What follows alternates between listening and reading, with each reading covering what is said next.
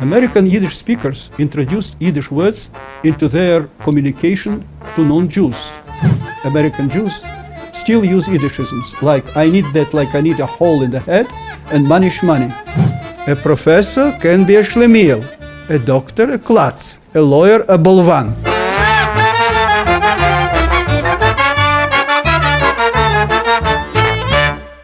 Hundreds of Yiddish words and expressions are used in American English speech.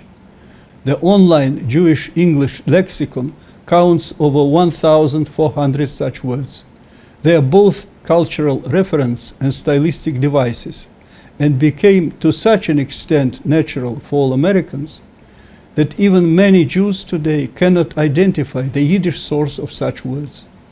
Evidently, for this reason, the authors of the vast new comprehensive Yiddish-English dictionary of over 50,000 entries that strives to find a Yiddish equivalent to every English lexeme introduced in its English word list a lot of such words: chutzpah, klutz, oy vey, schlep, schlimazel, schmutz, schnorrer, shtick, etc., which do not even need translation into Yiddish, as they have identical sound and meaning both in English and Yiddish.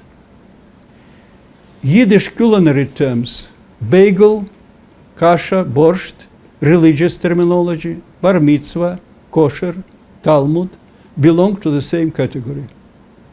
On the other hand, some words in this list of words of Yiddish origin acquired new meanings in American English. For example, English glitch, minor malfunction. In Yiddish it means slippery ground. English spiel, long winding speech. In Yiddish it means game, match, performance. How these words got common currency in American speech. 100 years ago, Yiddish was the native language of most American Jews. With time, in the process of their acculturation, American Yiddish speakers introduced Yiddish words into their communication to non-Jews. And these words took on a non-Jewish life in American popular culture. The very notion of the United States of America as a melting pot was coined by the Jewish writer Israel Zangwill. Elements of Jewish vernacular were widely spread via Hollywood films, TV productions, especially in humoristic sketches. While Jews constitute just 2% of the USA population, they make up to 80% of all American comedians. Yiddish loanwords were introduced first to American slang, then in the course of time, they gained wide currency in the American vernacular. They add expressivity to everyday speech as exotic elements, especially by their unusual sound combinations, shl, shm, and shin. Two American linguists, Sarah Benin-Benor and Stephen Cohen, made an online survey on the use of Yiddishisms by American Jews and non-Jews. 3, 4, and even 5 generations after their Yiddish-speaking ancestors immigrated to the United States, some Ashkenazic American Jews, hailing from Central and Eastern Europe, still use Yiddishisms like I need that, like I need a hole in the head, and money shmoney, says Dr. Benor. Among non-Jewish respondents to the survey, the strongest predictors for the frequency of use of Jewish expressions were having Jewish friends or colleagues, having or having been in a long-term relationship with a Jew. Some Yiddish words and phrases retain Jewish associations. Mazel tov, mensch, I don't know from that. Others have simply crossed over to American English. These include Enough Already, a direct translation of Yiddish Genug Schoin, the mocking constructions Fancy Schmancy, Klatz for a clumsy person. The verb to schmooze is generally used in English with a cynical edge to mean to chat up, to network, whereas in Yiddish it simply means to converse. Another curious finding: non-Jews who identified as gay, lesbian, or bisexual were more likely than heterosexual non-Jews to use Yiddish words.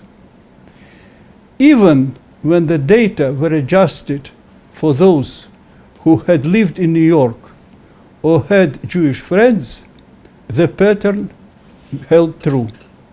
How to explain it? Benor and Cohen's best guess is the element of theatricality and stylization in gay male culture. Leo Rosten's bestseller book, The Joys of Yiddish, and its updated edition, The New Joys of Yiddish, are classical, popular collections of the treasures of American Yiddishisms. They are full of jokes, witticisms, and anecdotes on the subject. At the same time, Rosten, in a humorous way, ably demonstrates semantic features of Yiddishisms and their subtle distinctions.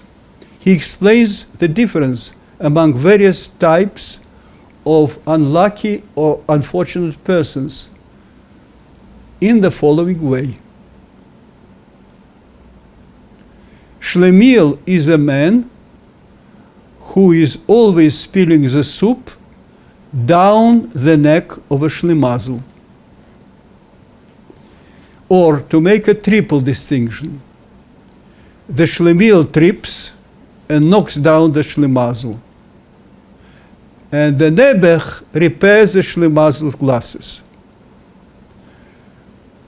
Rosten contrasts the word mensch, that means someone of noble character, with several pejorative Yiddishisms. He writes, to be a mensch has nothing to do with success, wealth, status. A judge can be a zlob, a millionaire, a mamzer. A professor can be a schlemiel, a doctor, a klatz, a lawyer, a bolvan.